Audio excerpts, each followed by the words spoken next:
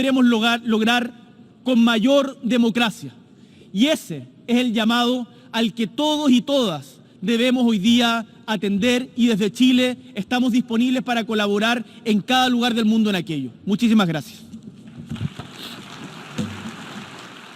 El presidente de Chile, Gabriel Boric, en su primera intervención en lo que es esta asamblea número 77, la Asamblea General de Naciones Unidas, en la sede de este edificio, en la ciudad de Nueva York, en Estados Unidos. Boric trató varios temas importantes para la agenda política de su país y de su gobierno. Habló de la crisis climática que golpea a todo el continente americano y el Caribe también en mayor fuerza. También habló de todo este proceso que está viviendo Chile políticamente en cuanto al plebiscito para la redacción de esta nueva constitución. Recordemos que los chilenos dijeron no a este texto que realizó esta Asamblea Nacional Constituyente, pero aseguró que desde su gobierno van a hacer todos los esfuerzos posibles para que Chile sí tenga entonces una nueva constitución, o más que una nueva constitución, puntos dentro de esta misma que sean incluyentes, que vayan también en concordancia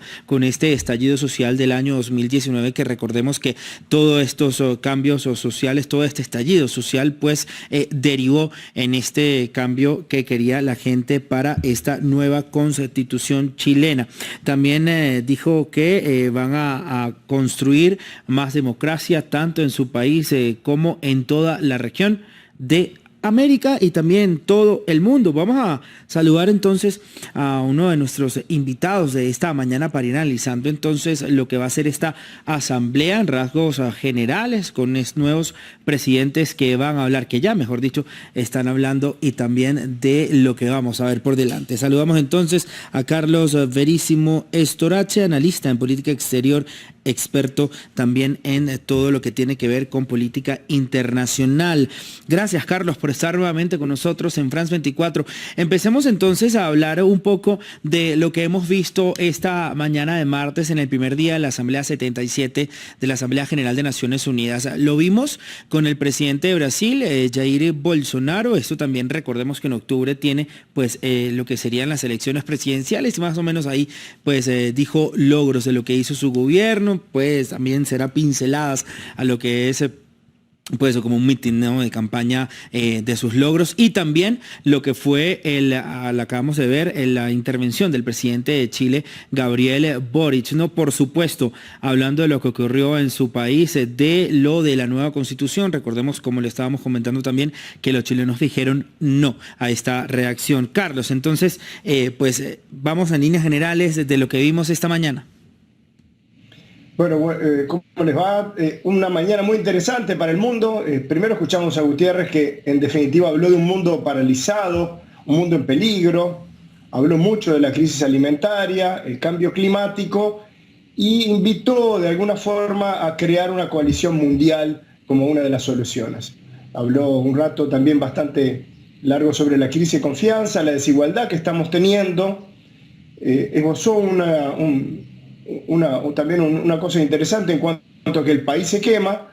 Hubo la clásica crítica a Rusia, fundamentalmente por el tema de los derechos humanos, y habló de lo que sería el ruido de sables nucleares, que no deja de ser una expresión interesante para el mundo contemporáneo actual.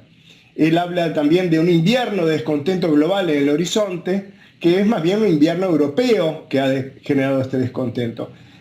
Indudablemente hace una invitación a un reclamo en el G20 para que exista algún tipo de estrategia para estímulos a los países productores de alimentos, en especial en los fertilizantes. Eso es lo que podemos hablar de Gutiérrez, que en definitiva tuvo una intervención, por así decir, muy general de lo que es el mundo actual, indudablemente con un cierto pesimismo, mucho análisis, mucho diagnóstico y de alguna forma pocas soluciones arriba de la mesa. Ahora, Carlos, también hablemos de lo que dijo el presidente de Brasil, Jair Bolsonaro, un poco para recordarle a la audiencia lo que también transmitimos por aquí por France 24. En el caso de Bolsonaro, ahí tenemos un discurso un poco más adaptado a lo que sería nuestro mundo latino, con esa picardía del político latinoamericano. Primero, de alguna forma, intentó justificar su proyecto de salud tan controvertido por el mundo, por así decir, por la ciencia, por la academia. Indudablemente, como tú bien decís, hubo parte de lo que sería la campaña política de la cual Bolsonaro está inmerso en este momento, donde habla de la corrupción sistemática, que ahora ya no existe más, los problemas que hubo en Petrobras, que ya no existen más. Eso tiene un claro sesgo para dónde va, ¿no? Habló de lo que sería la devolución de créditos a Estados Unidos. Indudablemente también tenemos que ver en esto algunos aspectos políticos difíciles de entender si uno no está en Brasil o no está en Latinoamérica, cuando él habla de la rebaja de lo que sería la gasolina o la luz. Indudablemente parecen estrategias que Bolsonaro las cuenta en la ONU, pero son estrategias que tienen un tinte electoral claro hacia el brasilero. Hacia el mundo, habla de que el medio ambiente en Brasil es casi idílico y que el 88% de la Amazonia sigue en el mismo estado de cuando el país se descubrió por Pedro de Cabral hace ya bastantes años. Indudablemente intenta de alguna forma esbozar lo que sería la apertura de frontera hacia otros países, donde hay un nuevo golpe a lo que sería la izquierda brasilera, con la llamada Operación Bem-vinda, que es el recibimiento de casi 350.000 venezolanos, 600 por día a pie, según lo que él dice, hacia esto. Indudablemente un nuevo golpe más adelante hacia Nicaragua, sus problemas en cuanto a la libertad de expresión y fundamentalmente la libertad de religión, diciendo de que de alguna forma Brasil está pronto para recibir a todos los pastores o curas católicos que quieren estar ahí. Un nuevo golpe que también va hacia lo que sería la política. Muy rápidamente, él termina su alocución con algo que podría haber sido mucho más esbozado, mucho más profundo, que es el derecho a la vida, a la defensa y a la agenda LGTB. Lo hace todo en una sola frase. Él marca de alguna forma el interés que tiene en esto para terminar hablando de la violencia a la mujer, su justificativo a lo que sería la ley de armas y cómo esto ha bajado la violencia en el campo. Y termina con esta frase que él ha usado tantas veces: Dios, tierra y libertad. Suavizando también, ¿no?, un poco su imagen y esto de cara, por supuesto, sin duda alguna, a estas elecciones de octubre. También llamó la atención en el discurso de Bolsonaro, Carlos, pues que fue un poco crítico, digamos, con Rusia, con la guerra en Ucrania, pues habló también de modificar un poco lo que es el Consejo de Seguridad de Naciones Unidas para la resolución del conflicto, diciendo que era un consejo ya obsoleto desde hace muchísimos años con las mismas políticas, ¿no? Y el país es bello porque tiene la selva amazónica, la del Chocó, las aguas, las cordilleras de los Andes y los océanos. Allí en esas selvas se emana oxígeno planetario y se absorbe el CO2 atmosférico. Una de esas plantas que absorbe el CO2 entre millones de especies es una de las más perseguidas de la Tierra. A como dé lugar, se busca su destrucción. Es una planta amazónica. Es la planta de la coca, planta sagrada de los incas. Como en un cruce de caminos paradójico, la selva que se intenta salvar es al mismo tiempo destruida.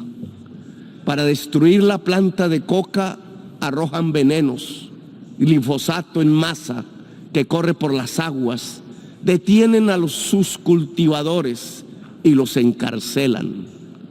Por destruir o poseer la hoja de la coca, mueren 1 millón de latinoamericanos asesinados y encarcelan a 2 millones de afros en la América del Norte. Destruir la planta que mata, gritan desde el norte, destruirla, pero la planta no es sino una planta. Más de las millones de especies que parecen cuando desatan el fuego sobre la selva. Destruir la selva, el Amazonas, se convirtió en la consigna que siguen estados y negociantes. No importa el grito de los científicos, bautizando la selva como uno de los grandes pilares climáticos para las relaciones del poder del mundo. La selva y sus habitantes son los culpables de la plaga que las azota. A las relaciones de poder las azota la adicción al dinero, a perpetuarse, al petróleo, a la cocaína y a las drogas más duras para poder anestesiarse más. Nada más hipócrita que el discurso para salvar la selva. La selva se quema, señores, mientras ustedes hacen la guerra y juegan con ella. La selva, el pilar climático del mundo, desaparece con toda su vida. La gran esponja que absorbe el CO2 planetario se evapora. La selva salvadora es vista en mi país como el enemigo a derrotar, como la maleza a extinguir. El espacio de la coca y de los campesinos que la cultivan, porque no tienen más que cultivar, es demonizado. Para ustedes, mi país no les interesa sino para arrojarle venenos a sus selvas, llevarse a sus hombres a la cárcel y arrojar a sus mujeres a la exclusión. No les interesa la educación del niño, sino matarle su selva y extraer el carbón y el petróleo de sus entrañas. La esponja que absorbe los venenos no sirve. Prefieren arrojarle más venenos a la atmósfera. Nosotros les servimos para excusar los vacíos y las soledades de su propia sociedad, que la llevan a vivir en medio de las burbujas de las drogas. Les ocultamos sus problemas que se niegan a reformar. Mejor es declararle la guerra a la selva, a sus plantas, a sus gentes, mientras dejan quemar las selvas, mientras hipócritas persiguen las plantas con venenos para ocultar los desastres de su propia sociedad. Nos piden más y más carbón, más y más petróleo para calmar la otra adicción, la del consumo, la del poder, la del dinero. ¿Qué es más venenoso para el ser humano? ¿La cocaína o el carbón o el petróleo? El dictamen del poder ha ordenado que la cocaína es el veneno y debe ser perseguida. Así ella solo cause mínimas muertes por sobredosis y más por las mezclas que provoca su clandestinidad dictaminada. Pero en cambio el carbón y el petróleo deben ser protegidos. Así su uso pueda extinguir a toda la humanidad. Estas son las cosas del poder mundial. Cosas de la injusticia, cosas de la irracionalidad, porque el poder mundial se ha vuelto irracional. Ven en la exuberancia de la selva, en su vitalidad, lo lujurioso, lo pecaminoso, el origen culpable de la tristeza de sus sociedades, imbuidas en la profunda compulsión ilimitada de tener y de consumir. ¿Cómo ocultar la soledad del corazón en su sequedad en medio de sociedades sin afectos, competitivas hasta encarcelar el alma en la soledad, si no es echando la culpa a la planta, al hombre que la cultiva, a los secretos libertarios de la selva? Según el poder irracional del mundo, la culpa no es del mercado que recorta la existencia. La culpa es de la selva y de quienes la habitan. Las cuentas bancarias se han vuelto ilimitadas. Los dineros guardados de los más poderosos de la tierra ya no podrán siquiera gastarse en el tiempo de los siglos. La tristeza de la existencia que produce esa artificial convocatoria a la competencia la llenan con ruido y con drogas. La adicción al dinero y al tener tiene otra cara. La adicción a las drogas en las personas que pierden la competencia de la carrera artificial en la que han transformado a la humanidad. La enfermedad de la soledad no se cura con el glifosato sobre las selvas. No es la selva la culpable es su sociedad educada en el consumo sin fin, en la confusión estúpida entre consumo y felicidad que permite, eso sí, que los bolsillos del poder se llenen de dinero. La culpable de la adicción a las drogas no es la selva, es la irracionalidad de su poder mundial. Denle un golpe de luz, de razón a su poder. Prendan de nuevo las luces del siglo. 40 años ha durado la guerra contra las drogas. Si no corregimos el rumbo y esta se prolonga otros 40 años, Estados Unidos verá morir de sobredosis a 2.800.000 jóvenes por fentanilo, que no se produce en nuestra América Latina. Verá millones de afros norteamericanos ser apresados en sus cárceles privadas. El afropreso se convertirá en negocio de empresas carceleras. Morirán asesinados 1 millón de latinoamericanos más. Nos llenarán de sangre nuestras aguas y nuestros campos verdes.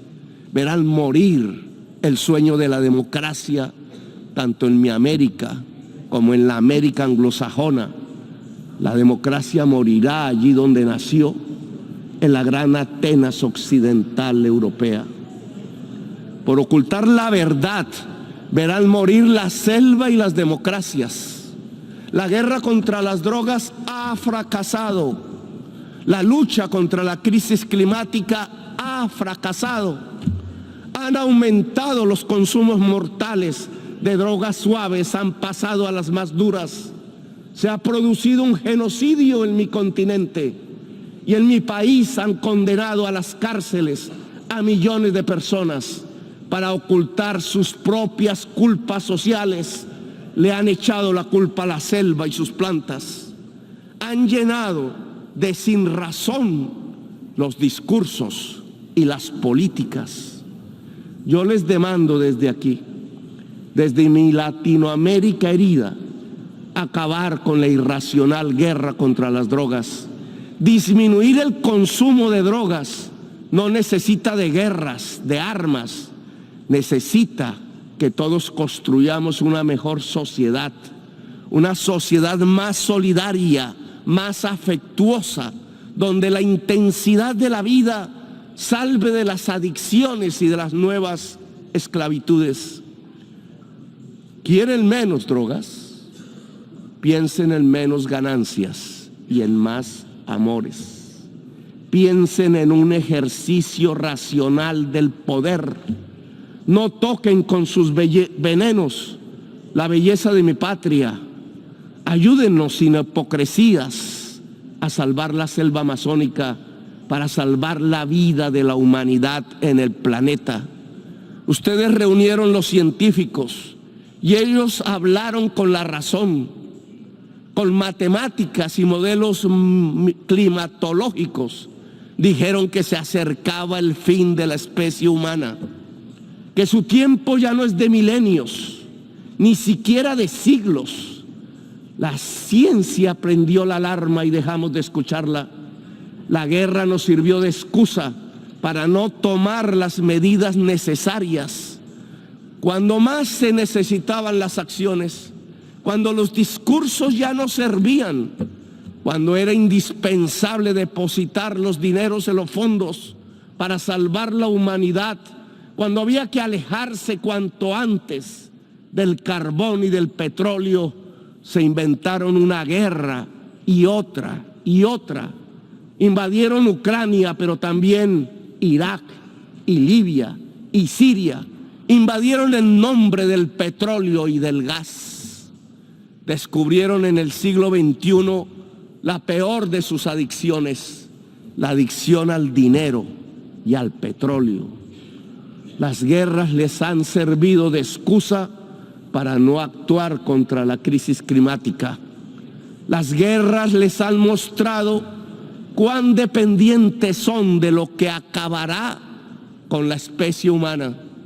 Si observan que los pueblos se llenan de hambre y de sed y emigran por millones hacia el norte, hacia donde está el agua, entonces ustedes los encierran, construyen muros, despliegan ametralladoras, les disparan, los expulsan como si no fueran seres humanos, quintuplican la mentalidad de quien creó políticamente las cámaras de gas y los campos de concentración, reproducen a escala planetaria 1933, el día del gran triunfo del asalto a la razón. ¿Acaso no ven que la solución al gran éxodo desatado sobre sus países del norte es volver a que el agua llene los ríos y los campos se llenen de nutrientes? El desastre climático nos llena de virus que pululan, arrasándonos, pero ustedes hacen negocios con las medicinas y convierten las vacunas en mercancías. Proponen que el mercado nos salvará de lo que el mismo mercado ha creado. El Frankenstein de la humanidad está en dejar actuar el mercado y la codicia sin planificar, rindiendo el cerebro y la razón, arrodillando la racionalidad humana a la codicia. ¿Para qué la guerra si lo que necesitamos es salvar la especie humana? ¿Para qué sirve la OTAN y los imperios si lo que viene es el fin de la inteligencia? El desastre climático matará centenares de millones de personas y oigan bien, no lo produce el planeta, lo produce el capital. La causa del desastre climático es el capital. La lógica de relacionarnos para consumir cada vez más, para producir cada vez más y para que algunos pocos ganen cada vez más. Es eso lo que produce el desastre climático. Le articularon a la lógica de la acumulación ampliada del capital los motores energéticos del carbón y del petróleo y desataron el huracán, el cambio químico de la atmósfera, cada vez más profundo y mortífero. Ahora, en un mundo paralelo, la acumulación ampliada del capital es una acumulación ampliada de la muerte. Desde las tierras de la selva y la belleza, allí donde decidieron hacer de una planta selvática amazónica un enemigo, extraditar y encarcelar a sus cultivadores, les invito a detener la guerra y a detener el desastre climático. Aquí en esta selva amazónica hay un fracaso de la humanidad. Tras las hogueras que la queman, tras su envenenamiento, hay un fracaso integral, civilizatorio de la humanidad. Detrás de la adicción a la cocaína y a las drogas, detrás de la adicción al petróleo y al carbón, está la verdadera adicción de esta fase de la historia humana, la adicción al poder irracional, a la ganancia y al dinero. He aquí la enorme maquinaria mortal que puede extinguir la humanidad. Les propongo como presidente de uno de los países más hermosos de la tierra y de los más ensangrentados y violentados, acabar la guerra contra las drogas y todas las guerras y permitir que nuestro pueblo pueda vivir en paz. Convoco a toda América Latina en este propósito. Convoco la voz de Latinoamérica a unirse para derrotar lo irracional que martiriza nuestro cuerpo. Los convoco a salvar la selva amazónica integralmente con los recursos que puedan destinarse mundialmente a la vida. Si no tienen la capacidad para financiar el fondo de la revitalización de las selvas, Si pesa más destinar el dinero a las armas que a la vida, entonces reduzcan la deuda externa para liberar nuestros propios espacios presupuestales y con ellos realizar la tarea de salvar la humanidad y la vida en el planeta. Lo podemos hacer nosotros si ustedes, los del norte, no quieren.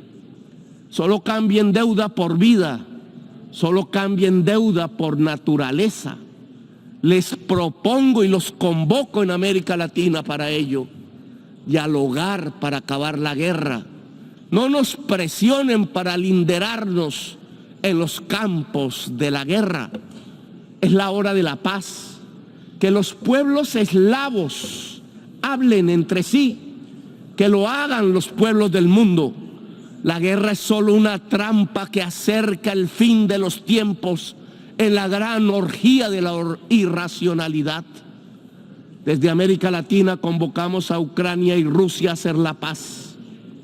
Solo en paz podremos salvar la vida en esta nuestra tierra común. No hay paz total sin justicia social, económica y ambiental. Estamos en guerra también con el planeta. Sin paz con el planeta no habrá paz entre las naciones. Sin justicia no hay paz social. Gracias, muy amables, por escuchar.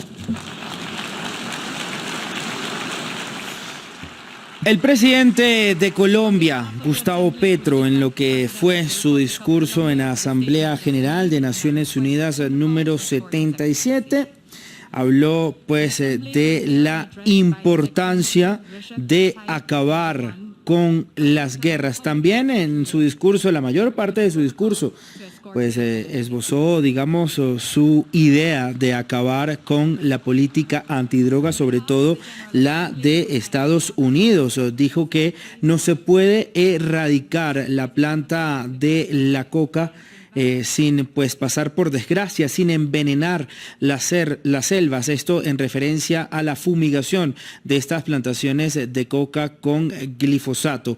Ahí entonces más o menos lo que fue el discurso del presidente de Colombia, Gustavo Petro, que se fue principalmente en su lucha contra las drogas, y ahí también lo veíamos entonces en pantalla, el presidente de Turquía, Recep Tayyip Erdogan.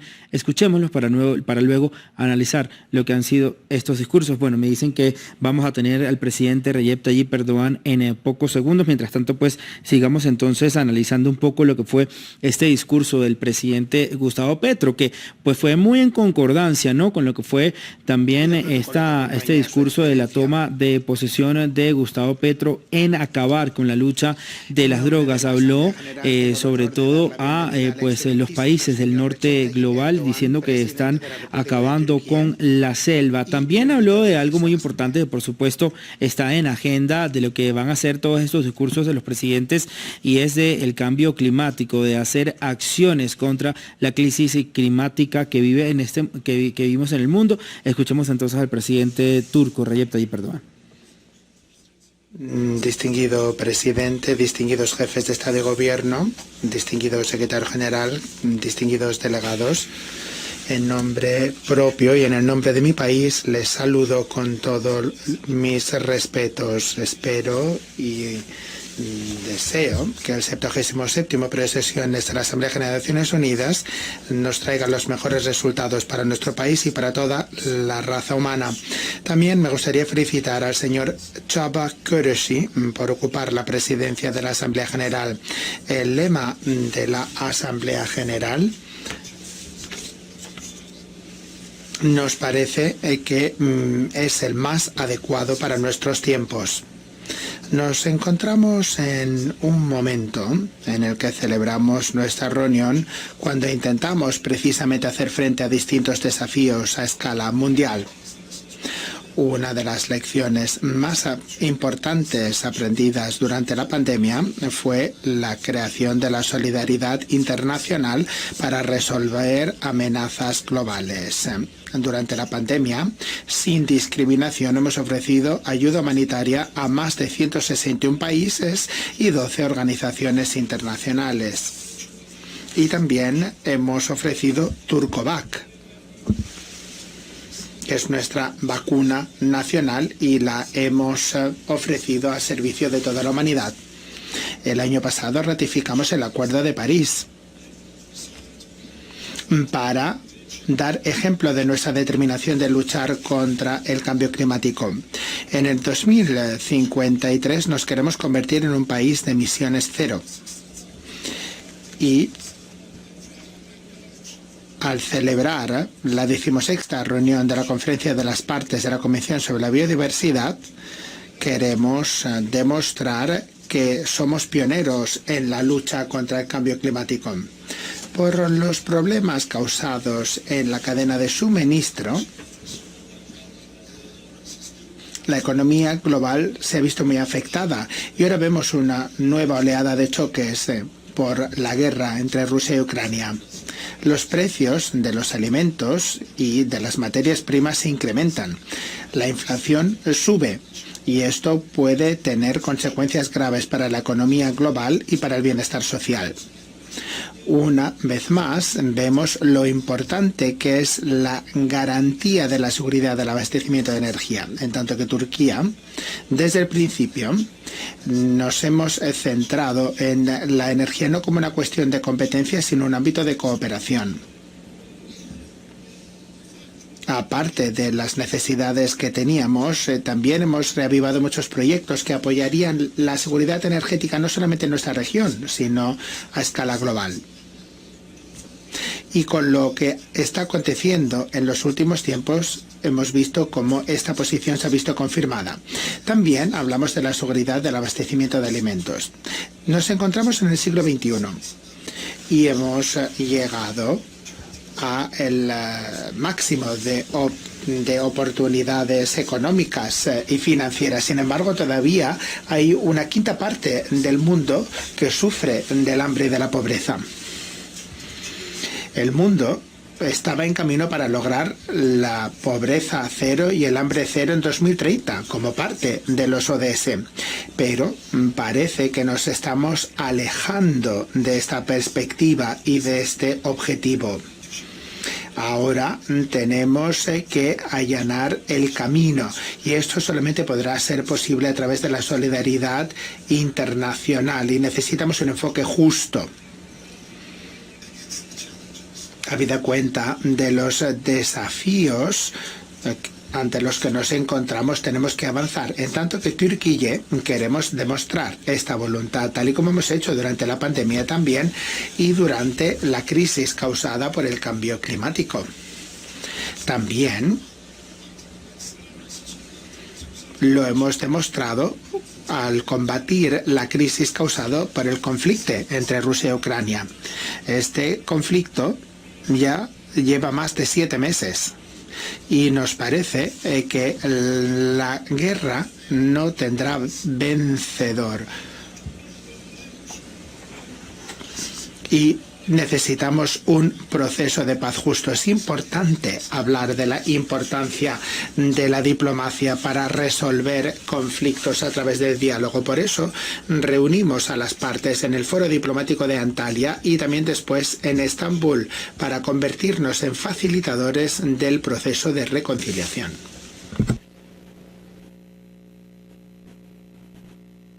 Como resultado de los grandes esfuerzos desplegados, junto con el secretario general, hemos logrado exportar cereal ucraniano por el Mar Negro y ha llegado de esta manera a los mercados globales. La Convención de Estambul, que ha permitido esta exportación, sigue siendo capital y las exportaciones están incrementándose a medida que avanza el tiempo. Se trata de un acuerdo muy importante, un acuerdo que se celebró también con la colaboración de las Naciones Unidas y uno de los logros más importantes de las Naciones Unidas en las últimas décadas.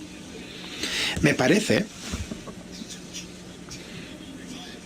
que la comunidad internacional recuperó la confianza en las Naciones Unidas como resultado de la Convención de Estambul, porque demuestra que las negociaciones pueden dar resultados, sobre todo en temas que resultan vitales para todas las partes implicadas. Se sigue un enfoque parecido también en nuestro caso en la cuestión de la planta Zaporizhia, que amenaza la seguridad de todo el planeta. El conflicto se recrudece y estamos desplegando grandes esfuerzos para que la guerra termine protegiendo la integridad territorial y la soberanía de Ucrania de una vez por todas. Y queremos hacer un llamamiento a todas las organizaciones internacionales y a todos los países del mundo para que apoyen las iniciativas pacíficas de Turquía para resolver este conflicto. Necesitamos una salida digna de esta crisis y esto solamente podrá ser a través de una solución diplomática que sea justa y que se pueda aplicar. Por otro lado, todos estos desastres que afectan a millones de personas demuestran una vez más que las Naciones Unidas tendrán que ser mucho más eficaz, tendrán que tener más influencia y las Naciones Unidas tienen la responsabilidad de desplegar más esfuerzos para resolver los problemas a escala mundial. Las Naciones Unidas tendrán que ser más inclusivas y tendrán también que poder generar soluciones para un mundo más justo. Y las Naciones Unidas tendrán que convertirse en una organización internacional donde se pueda plantear la voluntad de toda la humanidad. El Consejo de Seguridad tiene que ser más eficaz, tiene que ser más democrático, tiene que ser más transparente, tiene que rendir cuentas, tiene que ser más funcional. Y esto será en beneficio de toda la humanidad cuando busque la paz, la justicia y el bienestar. Nos parece que será este un punto de inflexión para todos nosotros y es importante en que recordemos la responsabilidad que tenemos entre todos. El mundo es mayor que unos 5 y todavía es posible tener un mundo más justo. Esto es lo que tenemos que seguir repitiendo cada oportunidad que tengamos. Estamos comprometidos y desde luego que seguiremos luchando. Y esperamos que todo el mundo nos apoye y esto es lo que les quiero pedir a todos ustedes en el día de hoy. Distinguidas delegaciones, nuestra visión de la política exterior siempre se ha orientado en la paz. Empezando por nuestra región, en todo el mundo hemos trabajado para garantizar que la paz siempre prevalezca. En esta iniciativa que defendemos, que se titula Mediación por la Paz y que hemos realizado bajo los auspicios de las Naciones Unidas, hemos desplegado grandes esfuerzos para resolver conflictos desde Europa a América Latina, desde África a distintas partes geográficas. Intentamos tener una posición de mediación y también tenemos una posición de facilitador para resolver controversias de una vez por todas.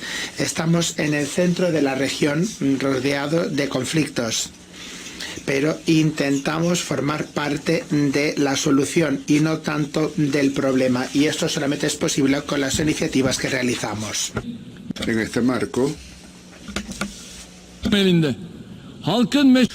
marco, siempre subrayamos que hay que hallar una solución permanente a la crisis siria con arreglo a la resolución 2254 del Consejo de Seguridad, una solución permanente y viable. Si se mantiene el conflicto, esto amenazará la integridad territorial de Siria y la seguridad y estabilidad de toda la región. Más de 4 millones de civiles de origen sirio están en nuestro país.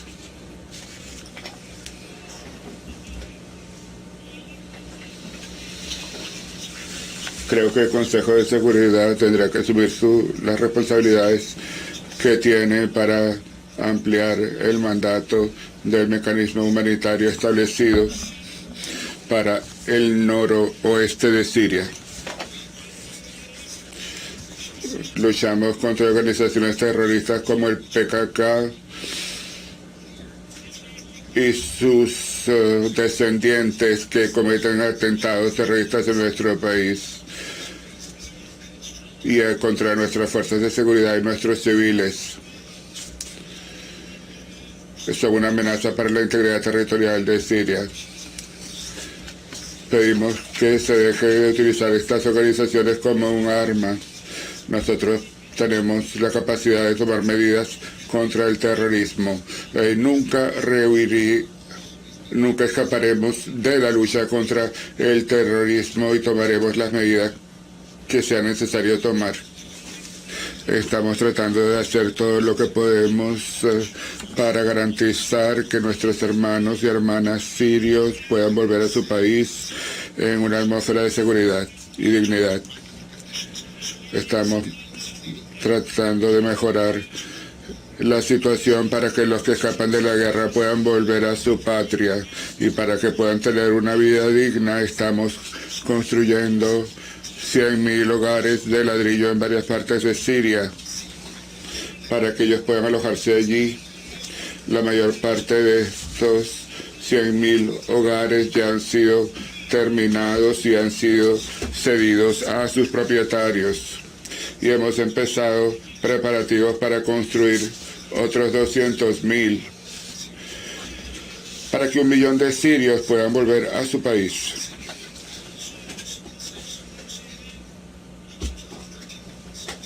Se han creado zonas seguras en 13 centros y en las zonas rurales. Necesitamos la ayuda de la comunidad internacional para que esto sea posible. Queremos que todos muestren solidaridad y compromiso. La migración irregular y la crisis de los refugiados no se puede resolver abandonándolos a su propia suerte, ni construyendo murallas en las fronteras, ni dejándolos en campamentos de concentración. Esta solución solo se puede alcanzar con esfuerzos que hagan hincapié en el ser humano. Podemos ver que los griegos se han hecho mucho más crueles con respecto a los migrantes del mar Egeo y del Mediterráneo Oriental.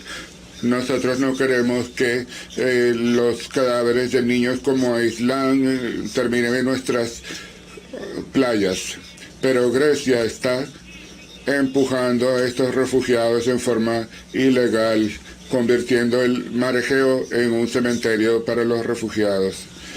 La semana pasada, un niño de 9 meses de edad llamado Asin y otro niño llamado Abdul Wahab, de 4 años de edad, murieron porque los guardacostas de Grecia hundieron sus botes. Creo que ya es tiempo de que Europa y las Naciones Unidas y otras organizaciones digan ya basta a estos crímenes que son crímenes de lesa humanidad.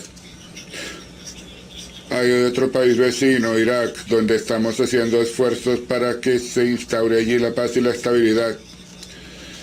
Queremos que haya reconciliación política y que se alcance unidad en el marco de una identidad iraquí, para que la prosperidad sea sostenible en Irak y para impedir los atentados terroristas en Irak. Tenemos que trabajar unidos. Nunca permitiremos las organizaciones terroristas en Irak y nunca dejaremos de luchar contra los atentados en Turquía cometidos por organizaciones provenientes de Irak. Como he dicho muchas veces desde este podio, vamos a luchar contra el terrorismo sin discriminación y vamos a poder alcanzar el triunfo con una verdadera solidaridad, independientemente de cómo se llame. Lucharemos contra el terrorismo en todas sus manifestaciones y queremos que nuestros amigos y aliados sean solidarios y que asuman un compromiso. Y es normal que nosotros esperemos eso de ellos. Las organizaciones terroristas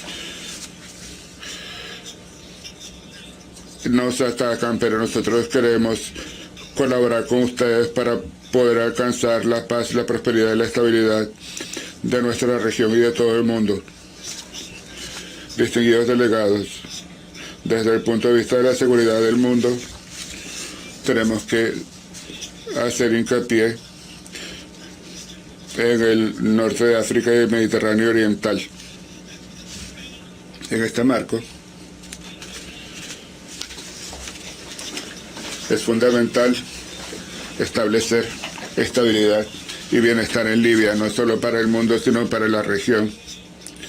Apoyamos los esfuerzos de las Naciones Unidas en esta materia. Nosotros queremos proteger la soberanía del pueblo libio, así como su unidad y su integridad,